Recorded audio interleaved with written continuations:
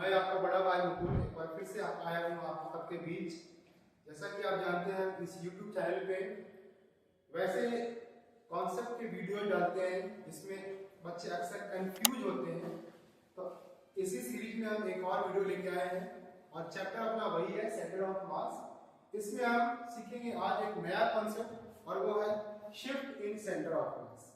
तो बेसिकली ये क्या है, इसके ऊपर अच्छे सवाल कैसे बनाए जा सकते हैं उसकी हम बात करेंगे। सबसे पहले हम कॉन्सेप्ट को सीखेंगे और उसके बाद फिर इसके ऊपर कुछ न्यूमेरिकल्स की प्रैक्टिस करने वाले हैं। तो आइए मेरे साथ पेन पेपर निकाल के बैठिए और जहां पे आपको अच्छा लगे नोट्स बनाइए और फिर कंटिन्यू कीजिए। आपको लिटरली बहुत मजा आने वाला है, ठीक है।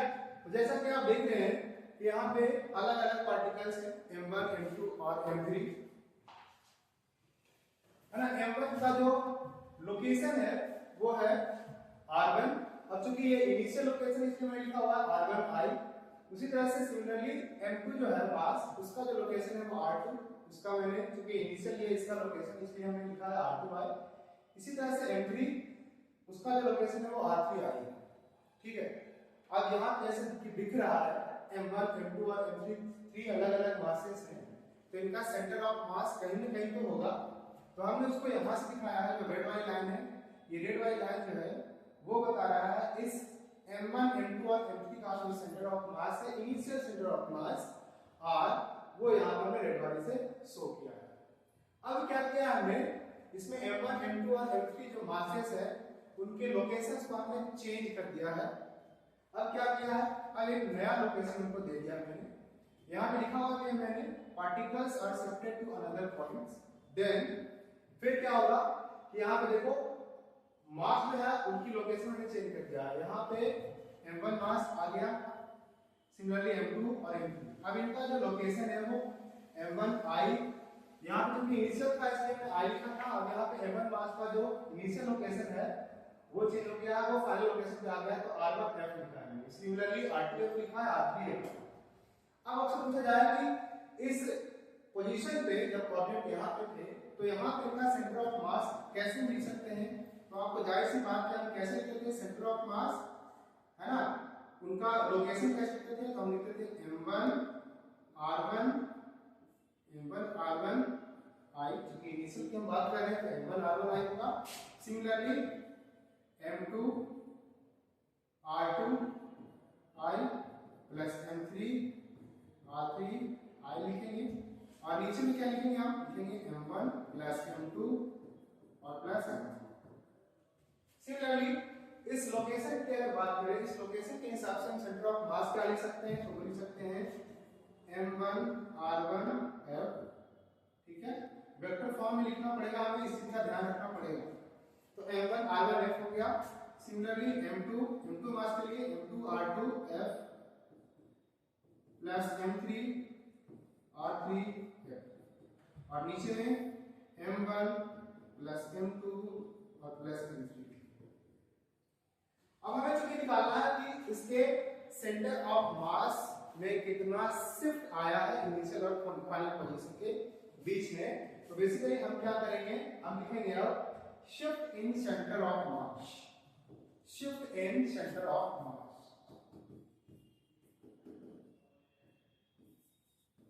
कैसे लिख सकते हैं, तो लिखेंगे R final minus R initial, इसका सेंटर ऑफ मास।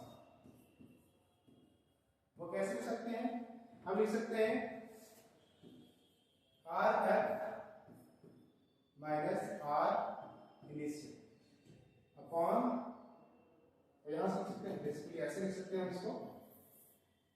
तो हम क्या लिख सकते हैं M1 R1 F minus M2 R2 F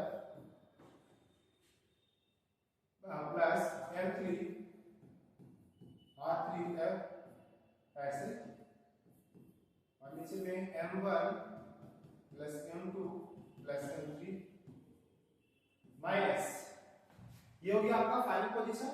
और ये इनिशियल पोजीशन क्या था, M1 R1 I plus M2 R2 I plus M3 R3 I सब वेक्टर फॉर्म में रहेगा, इसका ध्यान रखेंगे हम।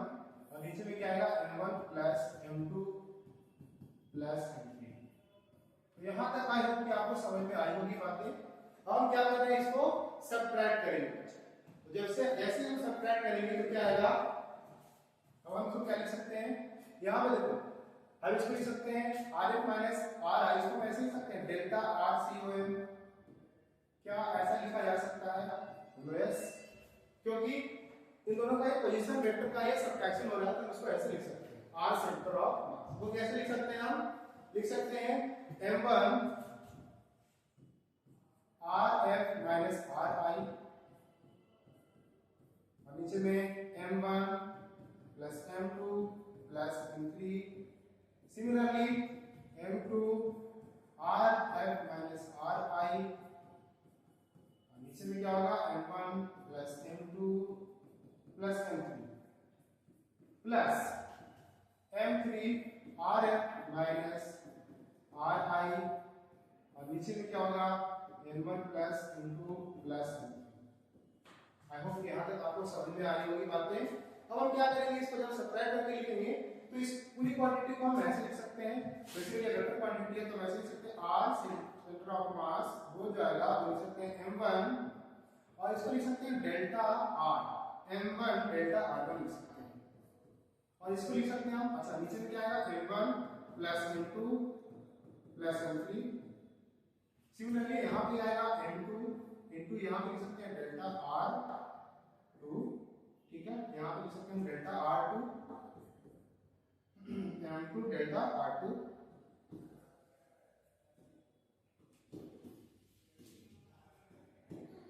और नीचे में आएगा m1 plus m2 plus m3। यहाँ पे सिमिलरली m3 डेल्टा r3 लिखेंगे, और यहाँ पे नीचे क्या आएगा m1 plus m2 plus m3 है। आई होप ये बात समझ में आ रही है आपको, ठीक है। सो दिस इज बेसिकली आपका ये आपका नया फॉर्मूला तैयार है। ये क्या बताएगा, आपका शिफ्ट बताएगा सेंटर ऑफ मास में, सेंटर ऑफ मास में कितना शिफ्ट हुआ।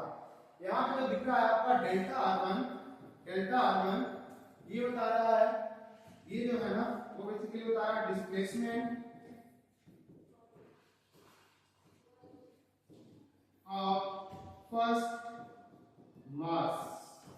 सिमिलरली डेल्टा r2 क्या बता रहा है, ये बता रहा है डिस्प्लेसमेंट इन सेकंड मास, और ये डेल्टा r3 क्या बता रहा है, ये बता रहा है डिस्प्लेसमेंट इन थर्ड मास। हमें क्या यहाँ पे समझ में आया, हमें समझ में ये आया कि जब कभी भी हम सेंटर ऑफ मास का लोकेशन में कितना शिफ्ट आया वो निकालना अगर है, तो हम क्या करेंगे, पहले मास को लिखेंगे और उसके बाद फिर उसको मल्टीप्लाई कर देंगे कितना डिस्प्लेसमेंट हुआ है उससे, और उसके बाद फिर नीचे में हम टोटल मास यानी m1 plus m2 plus m3 से डिवाइड कर देंगे, और फिर हमारा इसी तरह से हम सेकंड मास के लिए देखेंगे, थर्ड मास के लिए देखेंगे, फोर्थ मास के लिए, चाहे जितने भी मासेस दिए होंगे सबके साथ हम सेम प्रोसेस फॉलो करना है, ठीक है। तो ये हमारे पास कुछ कॉन्सेप्ट थे। आइए इस कॉन्सेप्ट के ऊपर एक सवाल करते हैं। सवाल जो है अच्छा लेवल का है और इसके ऊपर एक अच्छा सवाल हम करने वाले हैं। जैसे क्वेश्चन मैं देता हूं, जैसे मान लो कि कोई ऑब्जेक्ट है, क्वेश्चन क्या है, कोई ऑब्जेक्ट है उसका मास m1 है, m1 का 5 kg है, इसका लोकेशन है वो 0 0 0 है, और 0 0 0 से शिफ्ट हुआ है वो किस तरह 3 4 5 पे। ध्यान से ना, अच्छा सवाल है। उसी तरह से m2 मास जो है वो 10 kg का है, और ये जो शिफ्ट हुआ है वो 2 -1 5 से शिफ्ट हुआ है 5 -1 -3। उसी तरह से m3 जो मास है वो शिफ्ट हुआ है जो कि 15 kg का है, यस 15 kg का है, वो शिफ्ट हुआ है 0 -1 5 से कहां शिफ्ट हुआ है -2 -1 3। तो आपसे पूछा ये गया है कि आप बताइए कि शिफ्ट इन सेंटर ऑफ मास क्या हुआ। आपसे पूछा गया है कि शिफ्ट इन सेंटर ऑफ मास बताइए। बहुत आसान है ना, कैसे करेंगे हम देखिए।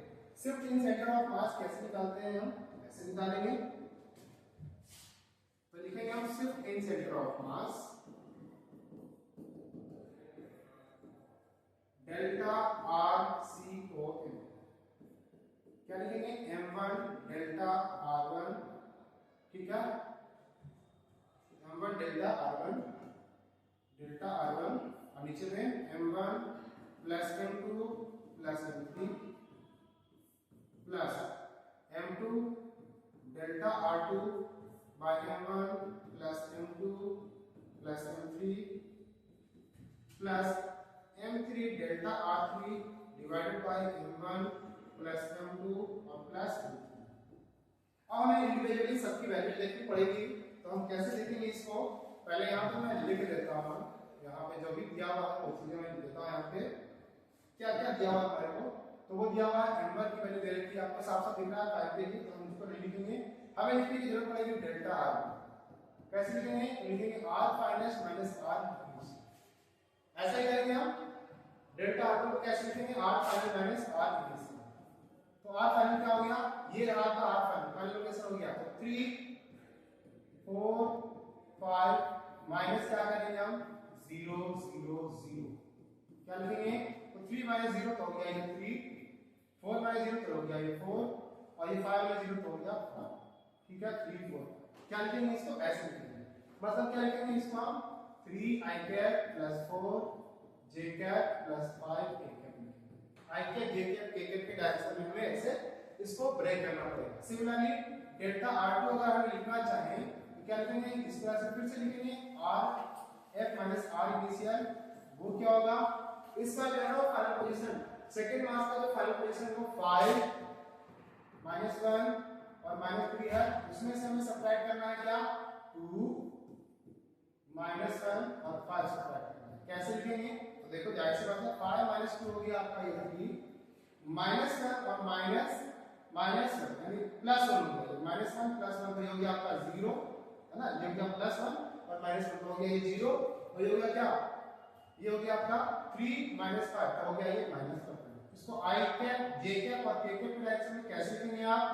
3 i कैप और ये होता, ये तो 0 हो गया, तो 0 j cap minus 2 k cap. ठीक है, इसी तरह से डेल्टा r3 कैसे लिखेंगे आप? लिखेंगे rf माइनस r कैसे लिखा जाएगा? ठीक है, कैसे लिखा जाएगा? तो क्या लिखेंगे आप? हाँ, यहाँ पे देखिए फाइनल पोजीशन हो गया आपका -2 -1 और 3 है, और उसमें से सब्ट्रैक्ट करना है आपको 0 -1 और 2। ठीक है, बिल्कुल सिमिलरली सेम पैटर्न हम फॉलो करते जा रहे हैं। फाइनली हम इस फॉर्मूले में इस वैल्यूज को पुट करेंगे और अपना आंसर रेडी हो जाएगा। तो जैसे देखते रहे हम, तो यहाँ पे देखो -2 और -0, तो ये हो गया आपका -2। अब यहाँ पे -3 और +1, सॉरी -1 और ये +1, तो हो गया आपका -1 और +1, तो हो गया आपका 0 और 3 -5, ये क्या हो रहा है?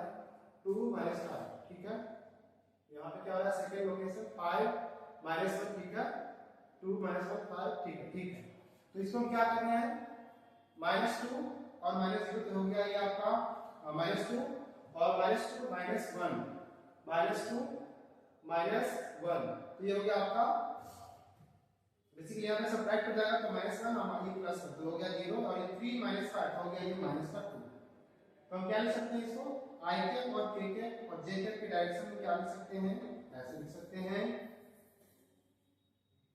-2 i कैप, है ना, और यहाँ पे 0 j कैप और प्लस 5 -2 तो हो गया आपका ये माइनस का, तो ये हो गया माइनस का 3 -2 k कैप। तो बेसिकली हमें ये करना है। अब यहाँ पे इसकी वैल्यू डाल देंगे। ठीक है, तो r सेंटर ऑफ मास क्या आएगा हम करके देखेंगे। m1 plus m1 into delta r, तो m1 कितना हो गया 5 और डेल्टा r क्या हो गया? यहाँ से डाल देंगे value 3 i cap plus 4 j cap plus 5 k, right, ये वाला delta r। Similarly delta r का नीचे में क्या होगा? टोटल मास होगा, तो 5 प्लस 10 प्लस 15 हो जाएगा। सिमिलरली m2 की वैल्यू क्या आ रही है, m2 की वैल्यू 10 है, तो 10 डालेंगे, डेल्टा r2 की वैल्यू यहां से डालेंगे, कितना है, तो 3i cap plus 3i cap plus 0j cap और प्लस सॉरी माइनस का 2 कैप माइनस 2k कैप, ठीक है। तो थोड़ा सा मैं सेट करना चाहता हूं, यस, तो यहां पे हम डालेंगे नीचे में टोटल वैल्यू जो आ रही है m1 plus m2 plus m3 की 5 प्लस 10 और प्लस 15 और प्लस यहाँ पे क्या आएगा, यहाँ पे 15 kg का मास 15 डालेंगे और डेल्टा r3 की वैल्यू यहाँ से उठा के डालेंगे आप, तो माइनस 2i कैप और प्लस का 0j कैप और प्लस माइनस का 2k और नीचे में क्या आएगा अपना टोटल मास यहाँ पे से 5 प्लस 10 प्लस, ठीक। थोड़ा सा पेशेंस के साथ आपको करना है कि आपकी यहीं पे गलती हो सकती है कैलकुलेशन, बाकी सवाल में जो कॉन्सेप्ट है वो ज्यादा हार्ड नहीं है, तो आपको बस पेशेंस के साथ उसको सोल्व करना है, क्वेश्चन को ध्यान से सोल्व करना है, बाकी सब आपके आंसर जो है ना बहुत ही सिंपल है, इसमें कॉन्सेप्ट बहुत इजी है। तो देखो मल्टीप्लाई करना बस, तो 5 की जगह 15 हो गया, 15i है, 15i के यहाँ से होगा 15, हम क्या करेंगे i के को एक साथ ऐड करेंगे, 15i के और यहाँ पे 30, तो 30 और 15 कितना हो जाएगा, 30 हो गया आपका, 30 ऐसे लिखता हूँ 15i कैप और प्लस 30i कैप और यहाँ से आएगा आपका माइनस का 30i, ये हो गया i कैप। j कैप की बात कर रहे हैं तो 5 हो गया 20 j कैप और यहाँ पे आएगा 0 j कैप और यहाँ पे आएगा 0 से और प्लस के की अगर बात करेंगे तो 5 आ गया 25 के कैप और यहाँ पे माइनस का 20 के कैप और यहाँ पे माइनस का 30 के कैप और डिवाइडेड बाय, अगर एलसीएम देनी हो तो कितना जाएगा, 15 और 5 हो गया 20, 20 प्लस 10 तो 30 हो गया, ये हो गया। तो यहाँ पे दिख रहा है आपके साथ साथ ये देखो कट जा रहा है, काट देंगे हम इसको, ऐसे काटेंगे तो 15 i कैप और यहाँ से ये तो पूरा हो गया आपका प्लस का 20 j कैप और प्लस यहाँ पे आएगा आपका 25 माइनस 20, तो ये हो गया आपका माइनस का 50 माइनस का 50 प्लस 25 मतलब माइनस का 25 k कैप, माइनस का 25 k कैप और नीचे में आएगा आपका ये सब जो आ रहा है वो सेंटर ऑफ मास में शिफ्ट आ रहा है, सेंटर ऑफ मास में शिफ्ट आ रहा है। क्या लिखेंगे फाइनली आंसर ऑप्शन आ चुका है RCOM, वो क्या आ रहा है, तो 15, अब कहां से चाहो तो आप कॉमन ले सकते हो, 15 20 और 25 में से हम ले लेते हैं कॉमन, अपना ले लेते हैं 5, तो 5 यहां पे 30 हो गया, यहां पे क्या बच जाएगा 3i कैप और माइनस प्लस का 4 j कैप माइनस का 5 k कैप, यहाँ से कट जाएगा 6 टाइम, तो क्या हो जाएगा सेंटर ऑफ मास का जो लोकेशन आएगा वो आएगा 3i cap by 6 plus 4j cap by 6 और माइनस 5k कैप बाय 6, ये हो गया आपका फाइनल आंसर।